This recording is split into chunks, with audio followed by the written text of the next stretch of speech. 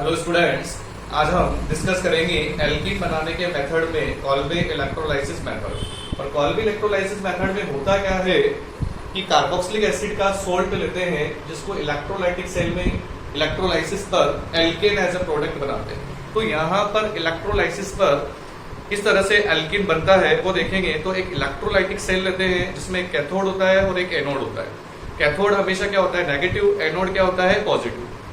जैसे ही मैंने carboxylic acid का सोल्ट डाला तो उसका पॉजिटिव आयन कैथोड की ओर शिफ्ट होगा और नेगेटिव आयंस कहां पर जाएगा, एनोड की ओर। तो यहाँ पर हम देख रहे हैं, देखो मैंने यहाँ पर कार्बोक्सिलिक एसिड का सोल्ट लिया, उसका इलेक्ट्रोलाइसिस किया और हमें कैथोड पर क्या, एनोड पर क्या मिला, एल्केन प्लस CO2, और कैथोड पर हमें क्या मिलता है, NaOH plus H2।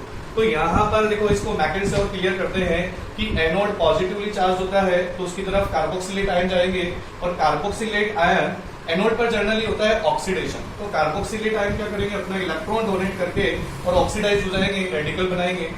Next step में यहाँ पर कार्बन कार्बन बॉन्ड ब्रेक होगा और ये कार्बन कार्बन बॉन्ड भी रेडिकल की फॉर्म में हाफ रेडिकल इधर और हाफ रेडिकल इधर जाकर के आपस में मिलेंगे और डबल बॉन्ड बना लेंगे। तो इस तरह से यहाँ पर CO2 रिलीज हो जाती है और साथ में क्या बनता है, 2R रेडिकल। यह साथ में क्या बनेगा, 2R रेडिकल, और R रेडिकल आपस में कंबाइंड होकर यहाँ पर बनाएंगे एल्केन। तो इस तरह से हमें एनोड पर एल्केन प्लस CO2 मिलता है। यहाँ पर एनोड पर हमें मिलता है एल्केन प्लस CO2। अब आते हैं कैथोड पर। तो कैथोड पर sodium ion, positive ion cathode की ओर माइग्रेट होंगे और कैथोड पर जनरली क्या होता है, रिडक्शन। तो यह 2 इलेक्ट्रॉन को लेकर के 2 Na में कन्वर्ट हो जाएंगे, न्यूट्रल में। लेकिन यह प्रोसीजर यहाँ पर नहीं होता है। क्यों नहीं होता है? अगर तुमने इलेक्ट्रोकेमिस्ट्री पढ़ी है तो इलेक्ट्रोकेमिस्ट्री में इलेक्ट्रोलाइटिक रिडक्शन पोटेंशियल की टेबल आती है, जिसका रिडक्शन पोटेंशियल कम होगा वो पहले रिड्यूस होगा।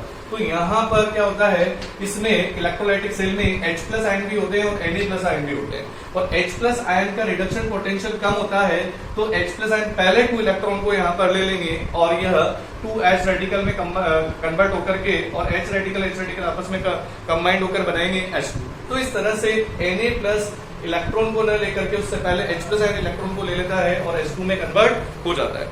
अब ये जो बचे हुए Na प्लस हैं वह यहाँ पर सॉल्यूशन में OH माइनस के साथ में कंबाइंड होकर क्या बनाएंगे, 2NaOH।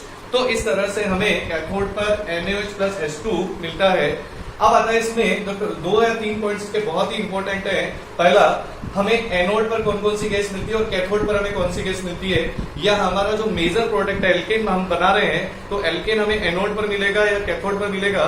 तो इस चीज का सबसे पहला कि एनोड पर हमें एल्केन प्लस CO2 मिलती है और कैथोड पर हमें NaOH प्लस H2 मिलता है। दूसरा क्वेश्चन कि कॉल्बे इलेक्ट्रोलाइसिस में मिक्सचर का pH लेस देन 7 होता है या ग्रेटर देन 7 होता है, इक्वल टू 7 होता है।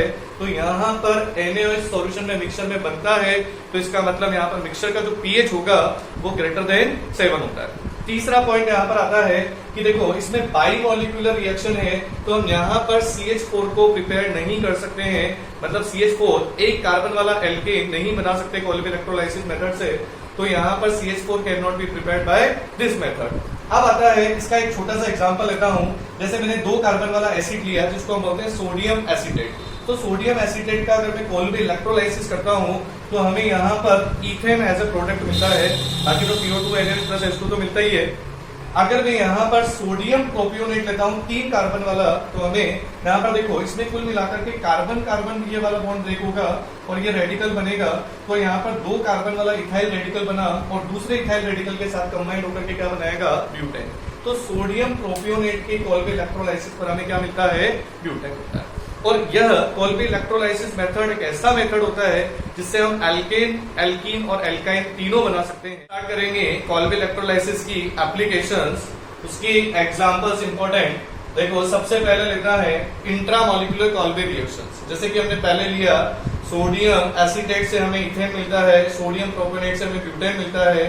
तो हमने अलग अलग मॉलिक्यूल्स लिए।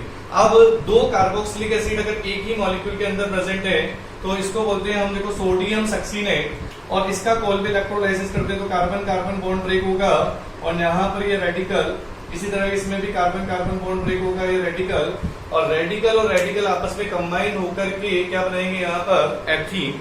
तो एथीन हमें किस कार्बोक्सिलिक एसिड के सॉल्ट के कॉल्बे इलेक्ट्रोलाइसिस पर हमें मिलता है, तो तो उसका नाम होता है सोडियम सक्सीनेट। ये सबसे इंपॉर्टेंट क्वेश्चन है कि कोल्बे इलेक्ट्रोलाइसिस में एथीन बनाने के लिए हमें कौन से कार्बोक्सिलिक एसिड का सॉल्ट यूज करते हैं, तो उसका नाम होगा सोडियम सक्सीनेट। इसी का उल्टा भी बोल सकते हैं कि सोडियम सक्सीनेट के कोल्बे इलेक्ट्रोलाइसिस पर हमें मिलने वाला एल्कीन कौन सी होगी, वो होगी एथीन। इसके साथ हम आते हैं, जैसे हमने एल्कीन बनाया, इसी तरह से एल्काइन भी हम इससे बना सकते हैं, और ये आता है सोडियम मैलेट। इसका नाम होता है सोडियम मैलेट, और सोडियम मैलेट में भी वही कार्बन कार्बन बॉन्ड ब्रेक होगा, रेडिकल, ये रेडिकल बनेगा, और ये रेडिकल रेडिकल आपस में कंबाइंड होकर क्या बना लेता है, इथाइन। तो हम यहाँ पर एथीन, यहाँ पर तो हम एथीन बना सकते हैं, और यहाँ पर हम बना सकते हैं इथाइन। तो एथेन, एथीन और इथाइन अभी तुम्हारे सामने बनाया। नेक्स्ट हम लेते हैं सोडियम मैलेट का ही ज्योमेट्रिकल आइसोमर, जिसको हम बोलते हैं सोडियम फ्यूमरेट। और ये क्वेश्चन बहुत ही आता है कि भाई सोडियम मैलेट और सोडियम फ्यूमरेट क्या दोनों से हम इथाइन बना सकते हैं, तो बिल्कुल सही है, दोनों से इथाइन बना सकते हैं यहाँ पर, सोडियम मैलेट और सोडियम फ्यूमरेट। उसके बाद में आता है यहाँ पर लास्ट में एग्जांपल ये है 4 कि एक सिंपल साइक्लोहेक्सेन से अगर 2 कार्बोक्सिलिक एसिड जुड़े हो तो दोनों कार्बोक्सिलिक एसिड निकल करके, और यहाँ पर भी क्या बनाते हैं, रेडिकल, यहाँ पर भी क्या बनाएंगे, रेडिकल, और ये दोनों रेडिकल आपस में कंबाइंड होकर के क्या बना देते हैं, साइक्लोहेक्सीन। तो इस तरह से कोल्बे इलेक्ट्रोलाइसिस रिएक्शन 2 अलग अलग कार्बोक्सिलिक एसिड के बीच में भी होती है, और एक ही मॉलिक्यूल के अंदर 2 कार्बोक्सिलिक एसिड आ जाए तो उसको हम बोलते हैं इंट्रामॉलिक्यूलर कोल्बे रिएक्शन, जिससे हमें एल्कीन और एल्काइन मिलता है। तो इस